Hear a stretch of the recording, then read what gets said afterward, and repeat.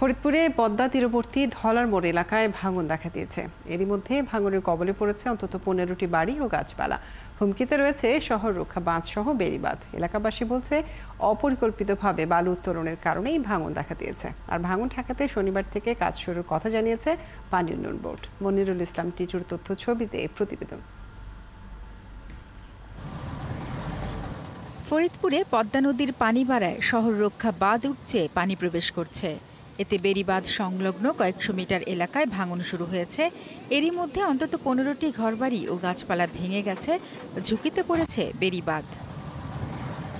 সদর উপজেলার ধলার মোড় এলাকায় শহর রক্ষা বাঁধ ও বেড়িবাঁধের মধ্যবর্তী স্থানে পানি উন্নয়ন বোর্ডের জায়গা থেকে অপরিকল্পিতভাবে বালু তোলায় গভীর খাদ সৃষ্টি হয়েছে। এখন জন্ম সনদ দিয়ে খোলো বিকাশ স্টুডেন্ট অ্যাকাউন্ট।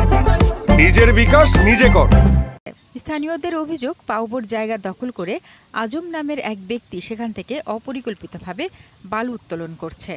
অবদার জমি প্রায় 150 ফিট এর ভিতরে এসে সে বেতু দিয়ে মাটি কাটছে, যার ফলে এখন বর্ষাকালে নদীর পানি আসার কারণে এই বাড়িঘরগুলো ভেঙে যাচ্ছে। আমার বাথরুম করতে হচ্ছে, রান্নাঘর, রান্না করার মতো জায়গা নেই।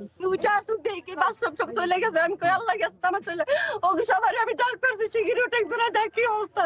জনপ্রতিনিধিরা জানান বারবার নিষেধ করেও বালু উত্তোলন বন্ধ করা যায়নি। বাড়িগুলো ভাঙার পরেই হয়তোবা শহর রক্ষা বাঁধটি ভেঙে পড়ার আশঙ্কা করছি আমরা। একেবারেই কাছাকাছি গিয়েছে।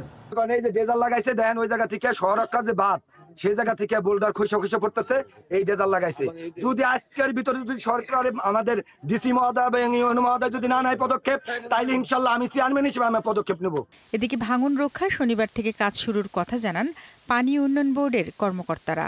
আপদকালীন জরুরি প্রতিরক্ষা কাজ শুরু করব এবং আমরা মনে করি আমাদের পানি উন্নয়ন বোর্ডের কাজের মাধ্যমে উক্ত ভাঙন কবলিত স্থানটি ভাঙনের হাত থেকে রক্ষা পাবে। এলাকাবাসী জানায় বালু উত্তোলন ঠেকানো না গেলে বেড়িবাঁধ ভেঙে ঝুঁকিতে পড়বে পুরো শহর। শারমিন স্বপ্না, ৭১।